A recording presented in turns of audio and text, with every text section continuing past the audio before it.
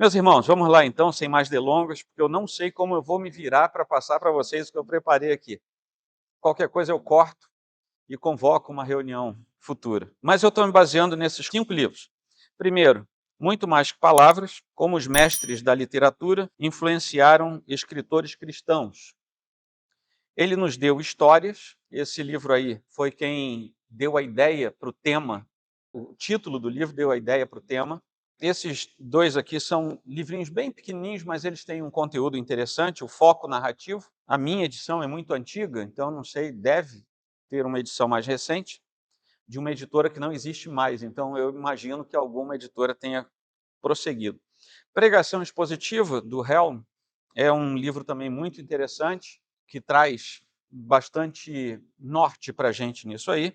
E aquele em que eu me baseei mais para o que eu vou falar, A Jornada do Escritor. A minha edição tem uma capa antiga, da editora, não sei se é a Rocco, sei lá, que não existe mais também. Eu tenho um monte de livro de editora que não existe mais. Isso denuncia um pouco, né, a nossa idade.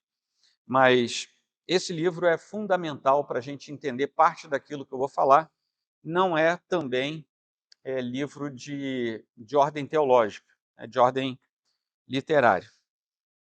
Mas então, com base nisso, eu vou conversar com vocês algumas coisas. A primeira delas é que o ser humano é um ser histórico por natureza. Não uma natureza evoluída, como alguns querem dizer, mas uma natureza criada, de tal forma criada que a natureza que Deus colocou em nós entende quando a gente conta histórias.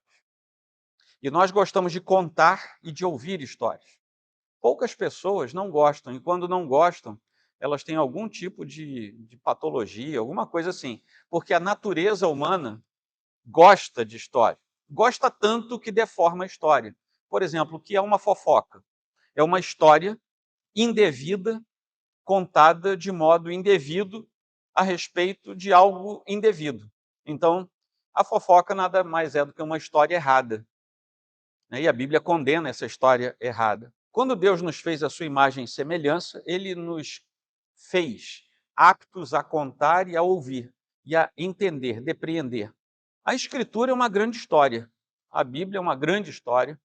Tem começo, tem meio, tem fim, no sentido humano da contagem do tempo e da progressão dos fatos. Agora, quando a gente fala de história, é bom que a gente coloque esse termo no lugar certo, porque quando nós recebemos a palavra história no nosso vocabulário, a gente herda isso do grego. Historia vem do grego, que era um princípio pelo qual as pessoas pesquisavam coisas para ter o registro daquelas coisas. Então, quando a gente olha hoje para a historiografia, nós sabemos de onde veio. Veio dessa formação semântico-linguística ainda dos gregos.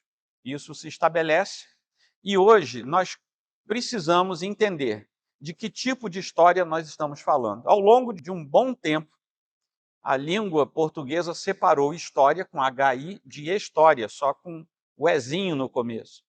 E graficamente você sabia quando estava falando de algo historiográfico ou de uma narrativa que poderia ser, por exemplo, uma narrativa hipotética, um romance. Aí era classificado como história. Isso caiu. E tudo passa a ser história, com HI. Hoje, o nosso foco não é a história da historiografia, é a história da narrativa. No entanto, como a gente vai falar de narrativas bíblicas, as narrativas bíblicas também estão inseridas no contexto historiográfico, tá bom? Mas todas as vezes que eu falar de história, eu estou falando da história narrativa. Mas não se esqueçam que quando a gente fala isso em relação à Bíblia, ela também é verídica, portanto, está dentro do outro conceito também. Tá? Então, essa conotação é a que vai nos interessar hoje, a menos que os irmãos que me sucederão tenham alguma outra informação. Essa é, em tese, a ideia. Como é que Deus resolveu contar história para a gente? E que tipo de história ele resolveu contar? E o que isso faz no nosso coração e na nossa mente? Tá? Então, essa é a nossa ideia, é estar com esse tipo de pensamento na nossa cabeça. Tecnicamente falando, as histórias são estudadas. E com o passar do tempo, os estudiosos que estudam as histórias descobriram que a mente humana tem determinados caminhos, tanto para contar quanto para receber a história. Causa estranheza a você, por exemplo, quando você vai assistir um filme e o filme tem excesso de flashback, por exemplo. O que é o flashback? Você está contando uma história, aí você volta. Aí você continua contando, você volta. Ou flash forward, né? Quando você vai lá para o final da história, você avança e depois volta. Isso causa estranheza, tá? Causa tanta estranheza quanto você mudar, por exemplo, determinadas colocações vocabulares no português.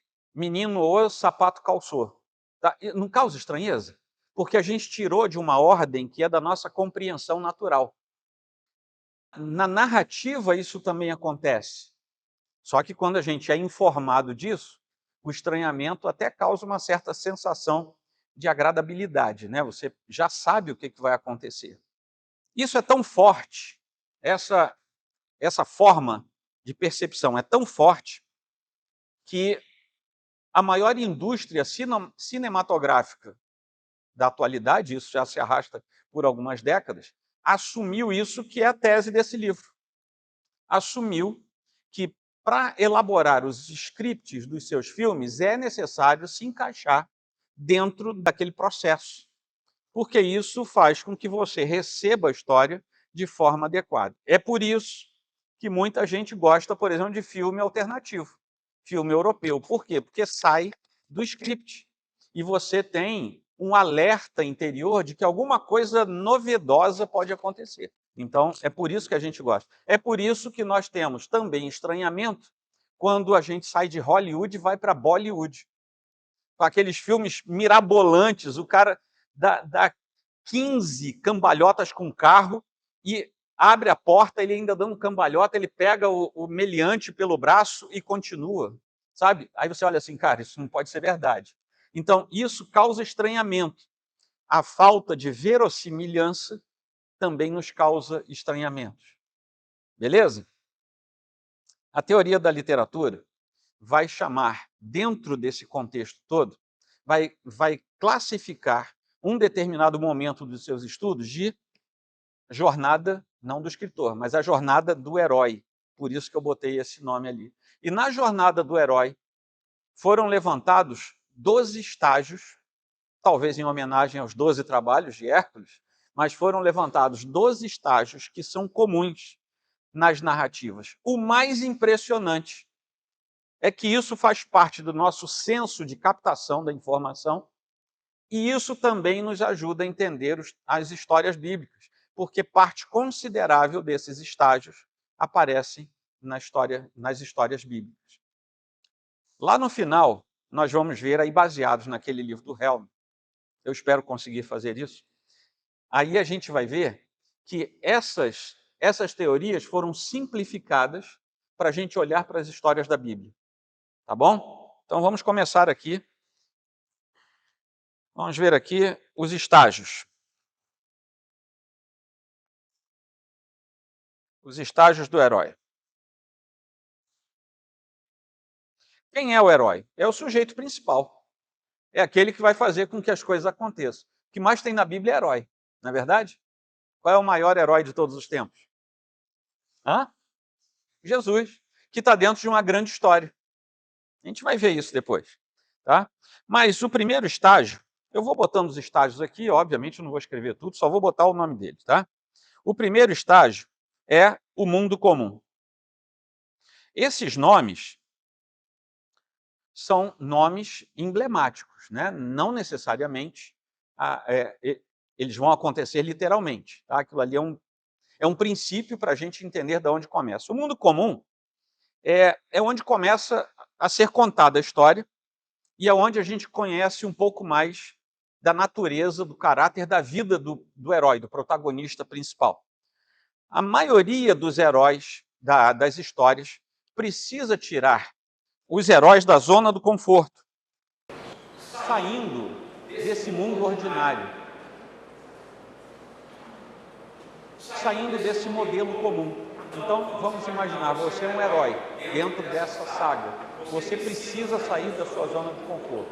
É isso que é o mundo comum. Você está no mundo em que você está confortável, está tudo bem, está tudo tranquilo, mas não, você precisa sair dali. Esse novo mundo é diferente, você vai migrar para o novo mundo, você vai entrar num outro estágio.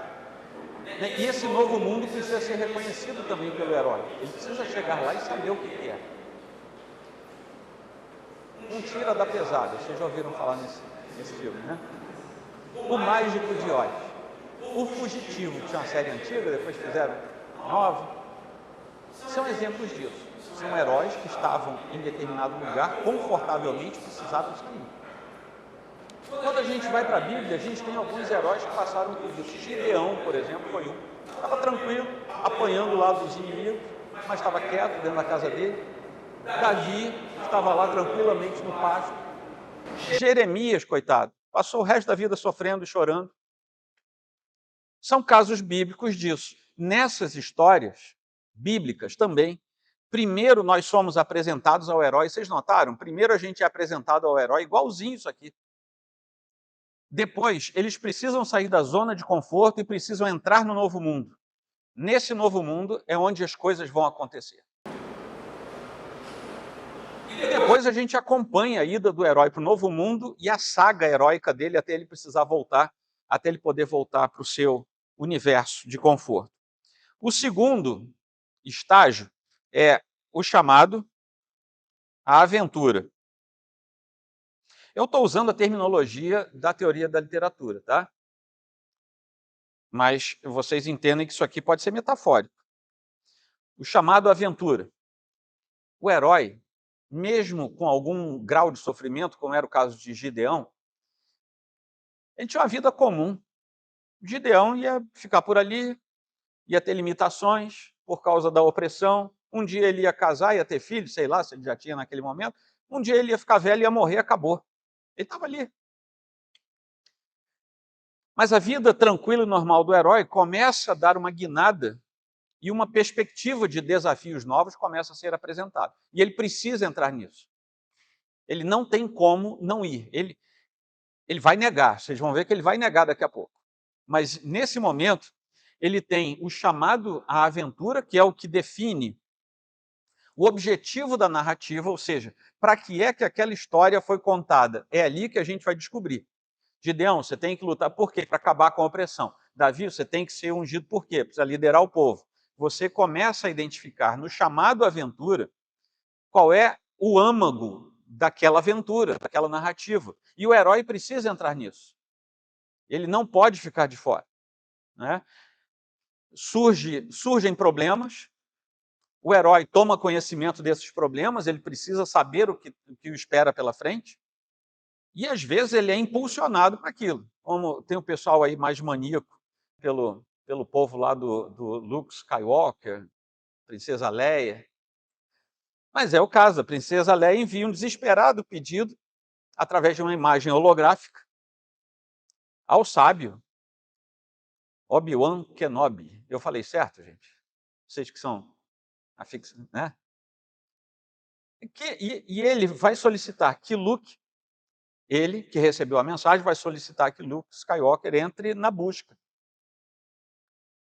Agora é interessante a conexão que isso é feito com a literatura clássica, porque isso tem tudo a ver com a narrativa de Perséfone, quando ela é sequestrada por Plutão.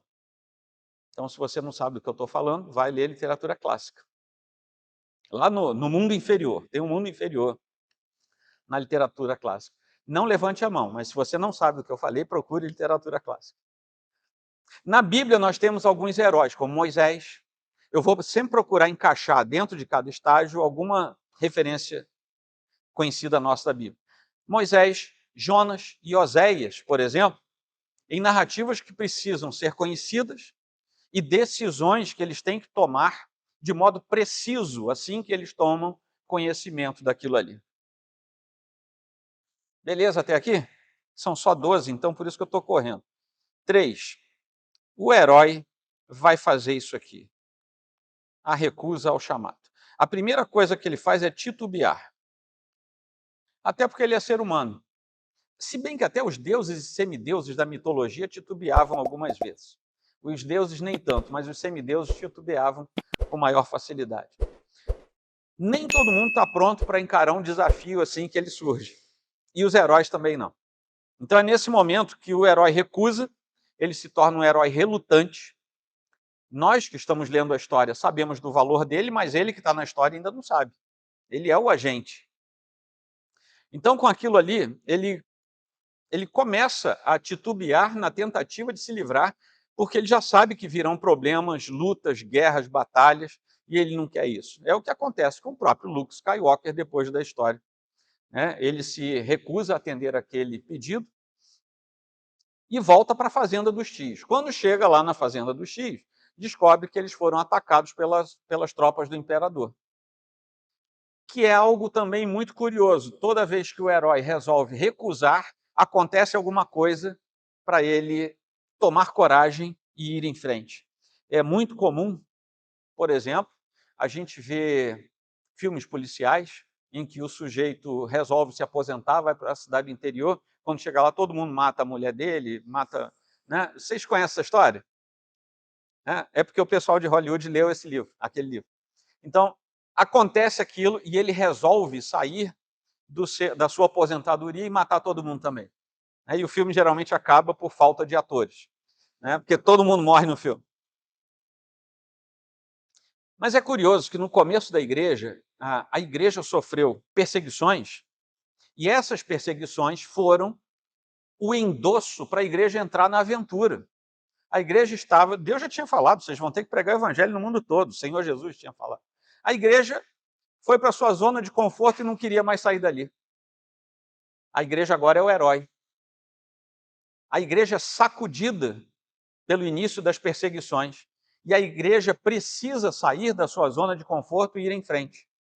Exatamente o que acontece aqui. O apóstolo Paulo, por exemplo, foi perseguido e maltratado inúmeras vezes, ele próprio fala isso, e ele entendeu que seu papel era o de reiterar, de ratificar aquilo que ele precisava fazer diante dos fatos. Cada vez que ele apanhava, mais ele pregava o evangelho. O sangue é aquilo que molhou a terra e fez com que a igreja frutificasse. Quarto item, ou estágio, o encontro com um mentor.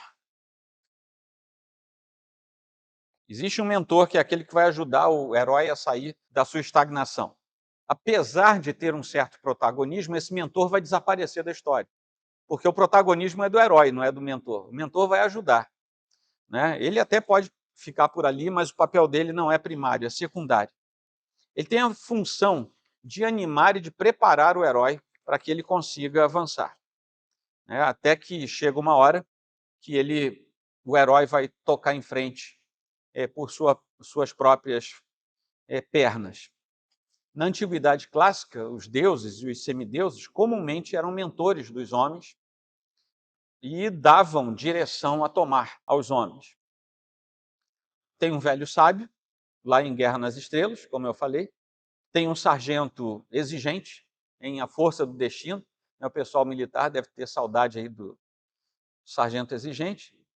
Tem um treinador muito chato em Rock, ou um sujeito que sabe tudo sobre o problema, que às vezes ele é chato também, um cara que sabe demais é chato, como um personagem que é muito chato em Tubarão. Ele sabia de tudo, e ele sabia tanto que ele perturbava todo mundo. Na Bíblia, inegavelmente, esse papel é, de forma geral, atribuído ao próprio Deus. Não que ele seja chato, mas ele se torna o mentor por excelência. É aquele que vai dar a orientação, seja diretamente ou seja através de um preposto. Ele vai ser o grande mentor ao longo da Escritura. É comum também nós vemos o Deus Filho, Jesus Cristo, fazendo o papel de mentor, por exemplo, junto aos discípulos. Aí fica mais evidente ainda como ele fazia isso, enquanto preparava os discípulos para assumirem o seu papel de herói depois. Então ele estava fazendo com que isso acontecesse. Ok. Depois nós temos travessia do primeiro limiar, ou seja, é o primeiro passo na direção dessa estrutura. A aventura propriamente dita começa aqui. E o herói começa a se sentir desafiado por coisas desconhecidas que estão à frente. Isso não é apenas na literatura, a Bíblia também é assim. Aquela minissérie Band of Brothers, foi traduzida essa série? Não, né? Eu acho que ficou assim, conhecido dessa forma. Tem o caso de um sargento, num dos episódios, que ele ganha o passe para passar um fim de semana em casa. Mas ele ficou pesaroso, porque ia deixar os colegas no meio da confusão da guerra, e ele renuncia ao passe. Ele diz, não, não vou não, eu vou ficar aqui. Ou seja, ele renuncia ao passe para voltar por um tempo ao mundo normal e resolve continuar no mundo paralelo em que ele era um dos heróis. Isso é bastante peculiar e é assim que acontece. Na Escritura nós temos isso também. O próprio Gideão, que eu já falei antes, acha que é o menor de todos, é da menor família, é da menor tribo, ou seja, ele se menospreza, ele se coloca lá embaixo, mas diante da insistência do chamado de Deus, ele faz aquela prova famosa do algodão seco, do algodão molhado, e isso convence de tal forma que ele toma coragem e vence o primeiro limiar, ele entra na história. O primeiro limiar é o passo que o herói dá para entrar na história e começar, de fato, o seu ato de heroísmo. Isso acontece também com Débora, por exemplo, tinham oficiais qualificados lá que não quiseram ir, ela toma a dianteira, vai para a batalha, encabeça os homens, um fato peculiar na Escritura. Ok, vamos lá então. Sexto, testes, aliados, inimigos. Nesse momento aqui, as dificuldades mostram com quem você vai poder contar, com quem o herói pode contar, e quem são seus rivais. Porque no meio da história tem rivais. Você vai reconstruir o muro da cidade, mas tem gente querendo que você não consiga reconstruir o muro da cidade. Ou seja, dentro do que era para ser pacífico, existe gente lutando contra. Então aqui o herói começou a sua carreira, e agora ele vai se deparar com novas tarefas, novos testes, e agora sim ele vai precisar vencer esses testes, tendo auxílios, mas também sofrendo oposições.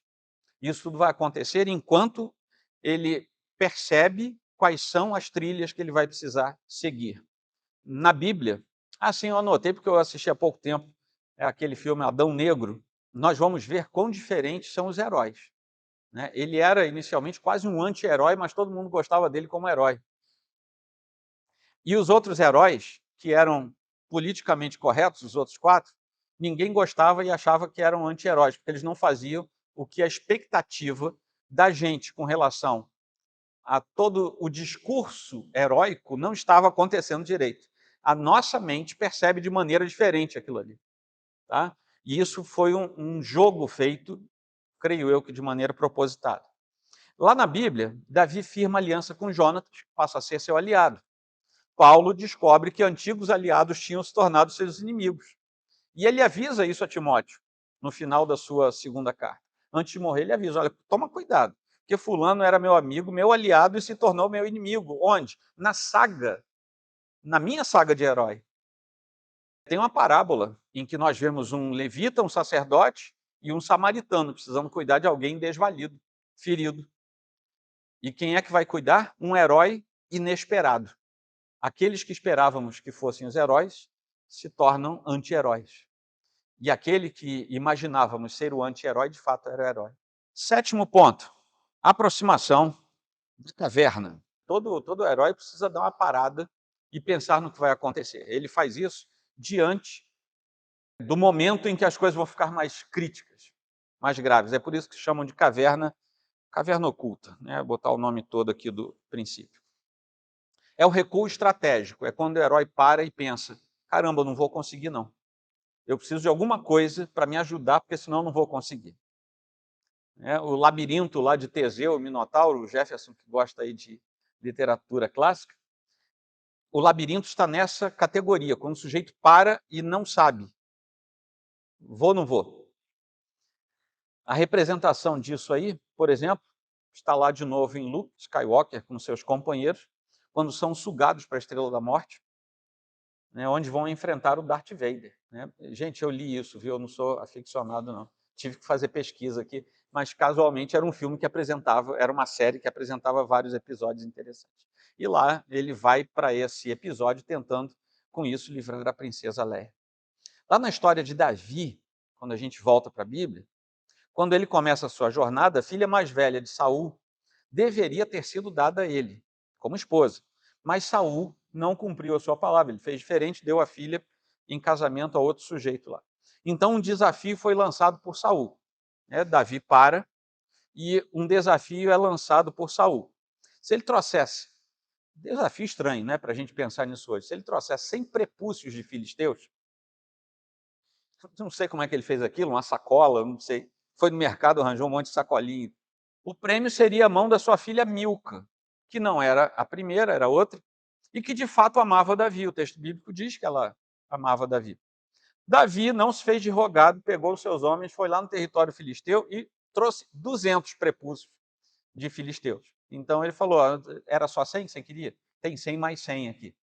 Tá? E com isso, ele vence essa parada. O oitavo é aprovação. Vocês estão entendendo minha letra aí, gente? Dá para entender? É a adversidade mais grave que o herói vai ter que enfrentar. Ele vai ter que parar em algum momento e enfrentar a adversidade mais grave, coisa só parecida no finalzinho da história que vocês vão ver. Lá, eu acho que é o 11º estágio, ele ainda vai ter um enfrentamento assim bastante difícil. Até aqui, esse é o pior momento, é o pior estágio. É aquele momento crítico na história, em que a sorte do herói vai depender de uma série de fatores, a sorte no sentido de sucesso, né? Vai depender, vocês não dizerem por aí que vieram numa igreja que o pastor é herege. Uma série de circunstâncias precisam acontecer, muitas vezes sob o risco de perder a própria vida. O herói está na iminência de lutar, inclusive, pela própria sobrevida naquele momento. É mais ou menos aquela ideia de uma relação temporária que o mocinho encontra a garota, aí perde a garota, aí depois o mocinho encontra a garota de novo. Sabe aquele negócio? É nesse momento que ele vai precisar de um elemento que vá dar vitória para que ele prossiga. Se ele perder aqui na aprovação, já era. Lá na Bíblia a gente tem um sujeito chamado Jonas, está no ventre de um grande peixe. E a pergunta que o leitor de primeira vez do texto, vamos imaginar que você nunca leu o livro de Jonas. A pergunta que se faz é, ele vai sair dessa? Né? O sujeito está dentro da barriga de um peixe, ele vai sair dali. Como é que ele vai sair dali? Isaías está diante da morte do seu rei, que era até parente dele, e ele de repente se vê diante do rei eterno, rei celeste. E a pergunta que a gente faz, se não conhecer a história, ele vai sobreviver a isso? Ele vai sair dessa vivo?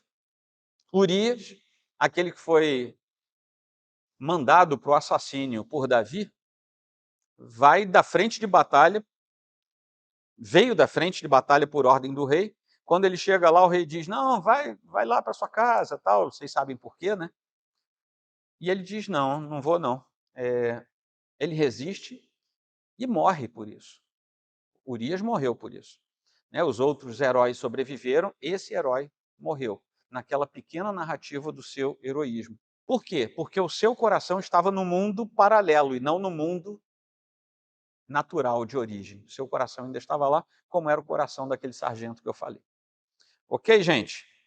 Tá dando para entender? Tá? Beleza. 9. Aí vem um negócio legal aqui, que é a recompensa. É quando o herói entra em algum lugar com muita dificuldade, por exemplo, pega uma espada que estava lá, pega alguma coisa de valor, que ele vai ter que levar depois na sua viagem de volta, aquilo vai fazer diferença. É o elixir, sabe? Aquela coisa mágica que ele tem que pegar, porque tem alguém morrendo não sei aonde, ele tem que levar aquilo de volta. É nesse momento que ele chega até a recompensa. Às vezes é comparada a um objeto, ou às vezes é algo não material. Às vezes é o conhecimento de alguma coisa. Às vezes é a obtenção de uma capacidade que ele não tinha. Tá? Isso aí é recompensa. Nas comédias e nos filmes românticos, a recompensa pode ser a amada que o herói vai salvar no final de tudo. E ele vai levar a sua amada e vão viver felizes para sempre. Quem gosta de dorama aí? Quem não assiste dorama não entendeu o que eu falei agora. Davi apanhou literalmente a espada de Golias. A primeira vez, ele teve 2 vezes a mesma recompensa. Na primeira vez, ele venceu Golias com aquela pedra na fronte, ele foi lá, pegou a espada, foi a recompensa, e arrancou a cabeça de Golias. Ponto. Depois a gente descobre que essa espada ficou guardada e que um sacerdote estava tomando conta dela. Ele precisou, numa fuga de Saul, ele precisou, e pela segunda vez ele pega a mesma espada. Ou seja, a recompensa foi recuperada por alguma razão ali naquela história, né? Depois de tanto sofrer, depois de tanto apanhar, depois de morrer, depois de tornar a viver, Jesus Cristo também teve a sua recompensa, que foi o número dos salvos que ele entregou ao Pai por causa da sua ida até a cruz. O herói pegando a sua recompensa e, tendo-a consigo, vai carregar. Beleza? 10. O caminho de volta. Depois de tantos desafios, depois de tantas coisas bem-sucedidas, se ele vai começar a voltar é porque ele está bem-sucedido até ali, né? Coitado do Urias, não voltou, né? Porque morreu. Se você morre, não volta. Então, se você é herói, diga como aquele velhinho, como é que o senhor fez para, né, chegar aqui numa idade tão... é só não morrer, né? Vocês devem ter visto isso por aí, né?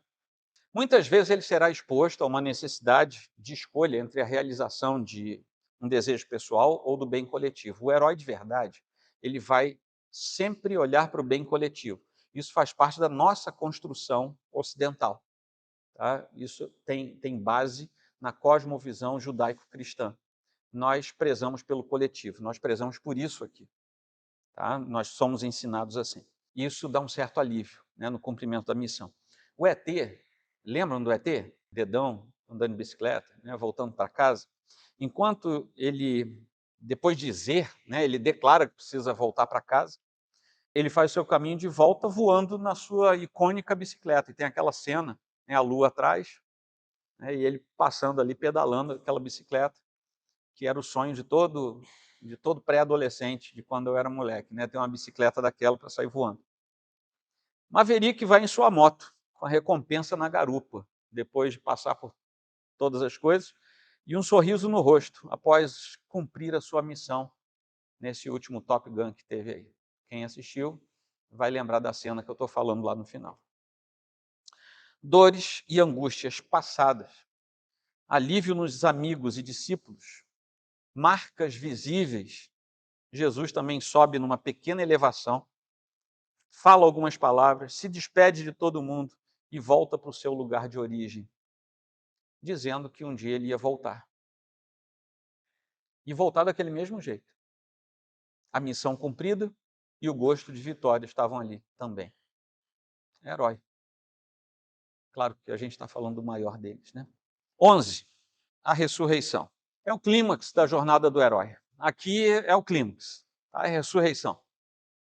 Né, que aqui não tem nada a ver com a ressurreição do Senhor Jesus, é a nomenclatura que a teoria da literatura dá. É o clímax, é o conflito que todos estavam esperando, vai aparecer exatamente aqui, porque parece que o miserável do vilão que já foi vencido, lá no item 8, aparece aqui com todo vigor, sabe, com força renovada para acabar de vez com o herói antes de acabar a narrativa, o filme. É como se fosse uma prova dos 9.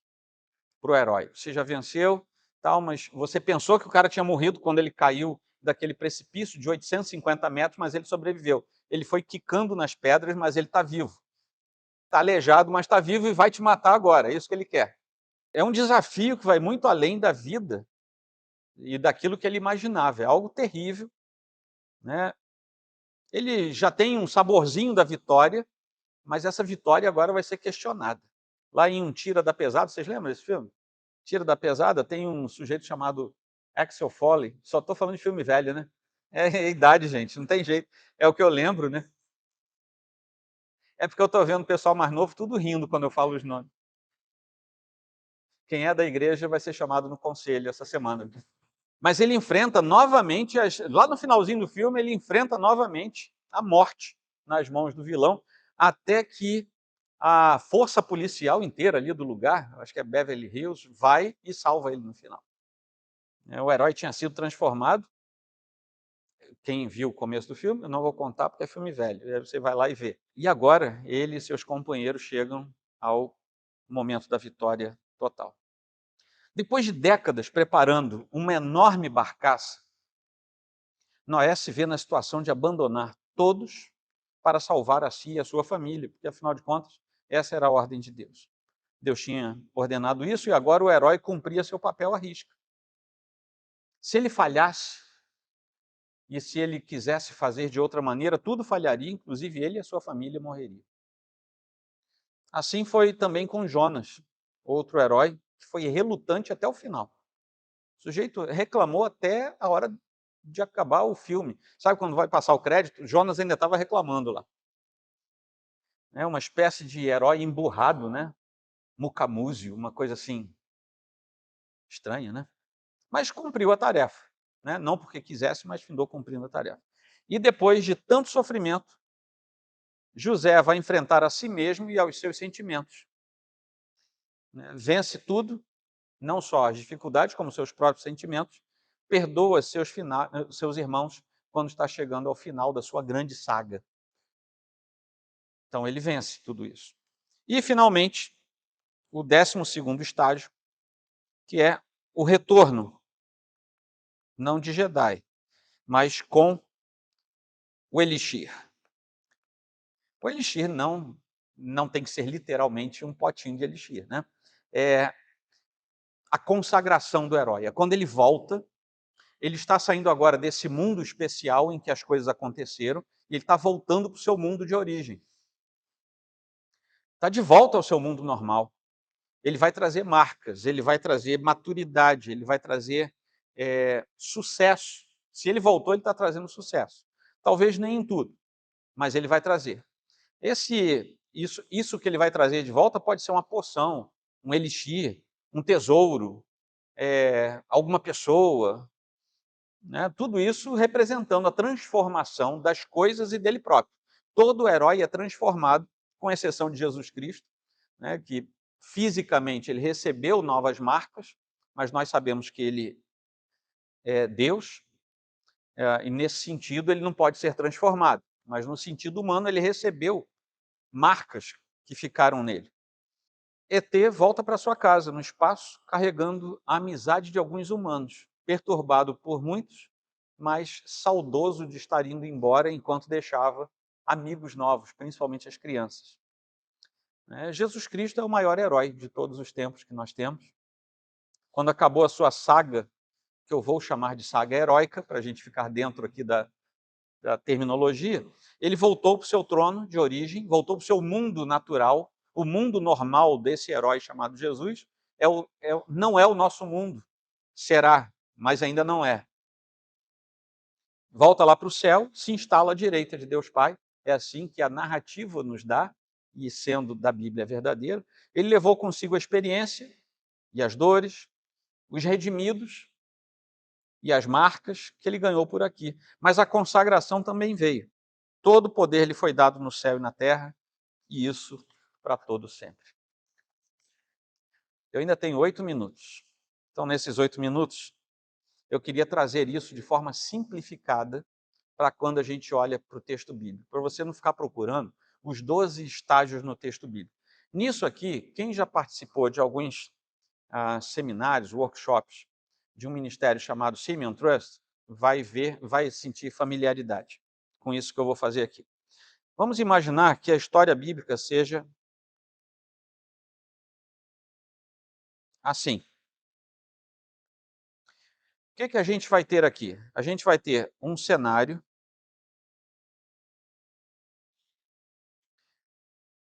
uma circunstância inicial, que a gente chama de cenário, e aqui no final, tá? O sentido é esse, nós vamos ter um novo cenário. Se lembra? Ele saiu do seu mundo, fez toda a saga e agora volta. Alguma coisa está diferente lá no final. O que a gente vai ter aqui, nessa subidinha aqui? A gente vai ter os conflitos. O que a gente vai ter nessa descidinha aqui? A gente vai ter a resolução.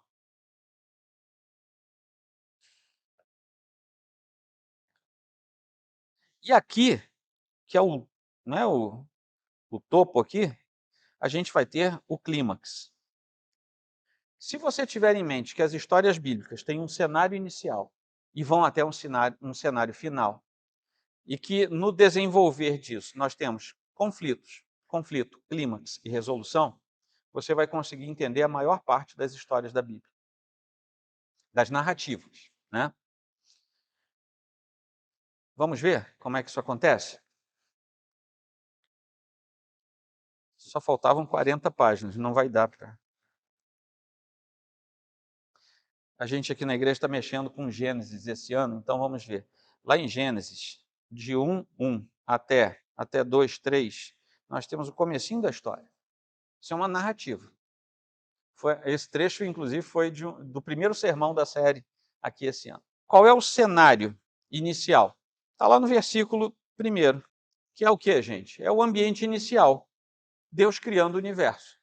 Esse é o cenário inicial. Qual é o conflito dessa história? Adivinhe. O versículo 2 nos mostra que a terra era um caos. Estava tudo bagunçado, não havia nada feito. E isso precisava ser sanado. Nós temos o clímax, que vai do versículo 2 até o 29. O que é o clímax? Deus resolvendo o problema do versículo 2. Não tinha nada, está tudo bagunçado. O que ele vai fazer? Ele vai criar todas as coisas. Depois disso, qual é a resolução que aparece? A terra, depois de passar por essa ordenação, ela está arrumada e tudo está em seu lugar. E qual é o novo cenário dessa história? É o ambiente final, com tudo arrumado e Deus descansando. Então, nós temos aqui os 5 pontos abreviados dentro de uma narrativa bíblica. Deu para vocês visualizarem isso? Deu? Vamos fazer mais um. Eu vou pular aqui para poder ganhar tempo. Mas em Gênesis, ainda, né? 39. Esse eu ainda não preguei, viu? Mas vou pregar em breve. De 1 até 23, nós temos aquela história de José e Potifar. Essa fica mais fácil da gente ver do que a história da criação. Qual é o cenário inicial? Vou botar aqui, cenário inicial. Mesmo ele sendo um mordomo, era um servo, mas era um mordomo, ele era próspero e o Senhor era com José. Não é isso mesmo? Qual é o conflito dessa história? É que ele, infelizmente, parece que era bonito, porque diz lá que ele era formoso. E eis que a mulher do patrão dele gostou dele. Aí gerou um conflito, porque a mulher de Potifar começou, como é que é o nome que se dá hoje? Assediar. Ela hoje seria processada, né? Se bem que era a mulher do chefe, a lei tem suas compensações, né? Aí vem o clímax. Qual é o clímax dessa história? É um grande enredo de tentações, mentiras, e até que finalmente a ira de Potifar cai sobre ele. Esse é o clímax. Qual é a resolução desse problema? Cadeia. Ele vai parar na cadeia. Foi a resolução que deram lá para aquele problema. Qual é o cenário final dessa história? É que mesmo estando preso, ele continuava sendo próspero, agora não na questão material, mas na questão espiritual, e o Senhor continuava com ele. Essa é a resolução, parte da resolução e chega no cenário final. Beleza? Deu para entender? Deu para ver isso aí? Vamos para o Novo Testamento. Lucas 10, 38 a 42. Jesus vai lá na casa de Marta e Maria e se hospeda lá. Qual é o cenário inicial? Lá na casa de Marta, Maria para tudo e vai ouvir Jesus. Esse é o cenário inicial. Está lá no versículo 38, 39. Qual é o conflito dessa história? É que Marta, que estava distraída com aquilo tudo e correndo, começa a reclamar de Maria. Qual é o clímax dessa história? É que ela pede para Maria fazer alguma coisa da vida. Ela fica aí escutando. Manda essa mulher sair daí e me ajudar aqui. Esse é o clímax. Qual é a resolução? Que aí parte do próprio Salvador. Jesus acalma Marta. Ele não briga com Marta, nem manda Maria lavar a louça. Ele acalma Marta. E qual é o cenário final? Jesus demonstra com carinho que, na verdade, Maria estava certa. Esse é o cenário final. Eu vou falar aqui, eu vou pular aqui um pouquinho, para falar da última, porque a última é muito curiosa. A última é Marcos 5, 21 a 43. Por que é curiosa? Porque começa uma história, entra outra história, aí depois ela termina, aí volta para a primeira história. Então, na primeira história, nós começamos com Jairo, né, e depois vai ter a história da mulher. Lá em Jairo, nós temos o cenário inicial. Qual é o cenário inicial? Jesus está chegando de barco, tem uma grande multidão, tem um pedido de socorro feito por Jairo, e Jesus vai com ele. Jesus não nega, não. Jesus vai com ele. Diferente, por exemplo, do que Jesus fez com Lázaro. Não, fica tranquilo. Não, ele foi. Jesus atendeu. Aí interrompe. Aqui interrompe tudo. E começa uma outra história. Porque no meio que Jesus está indo, versículo 24, a segunda parte, começa um novo cenário inicial, que é Jesus andando e a multidão apertando Jesus. Logo em seguida vem o conflito, que é uma mulher doente, que já tinha consultado um monte de médicos e que só fazia piorar, não melhorava de jeito nenhum. Qual é o clímax dessa história? É que ela chega perto de Jesus e toca na capa de Jesus, ou no manto, dependendo da versão. Tocou. Qual é a resolução dessa história? Jesus sabe que alguém tocou nele de maneira diferente, e a mulher é curada, e quando a multidão é interpelada, ela confessa: fui eu. Qual é o cenário final dessa história? Jesus para, o cenário inicial, Jesus está andando, agora Jesus está parado, se dirige somente a ela, não se importa com a multidão, agora é Jesus olhando para ela e abençoando aquela mulher. Esse é o cenário final. Aí volta lá para cima e prossegue a história, porque aqui tem um conflito, que é a notícia da morte da filha de Jairo. Jesus foi, entre aspas, atrapalhado na sua ida, a menina morreu. Qual é o clímax? É que Jesus vai até a casa, assim mesmo, declara que a criança não só estava dormindo, e as pessoas zombam de Jesus. Esse é o clímax. Zombaria enquanto Jesus falava alguma coisa. Qual é a resolução? É que Jesus ressuscita a menina, cumpre a sua palavra, e todos se admiram. E existe uma mudança de status nas pessoas. De zombaria passam à admiração. E nós temos o cenário final. Qual é o cenário final? Jesus mandou dar comida para a menina. Fica uma lição aqui: se você ressuscitar algum dia, come alguma coisa.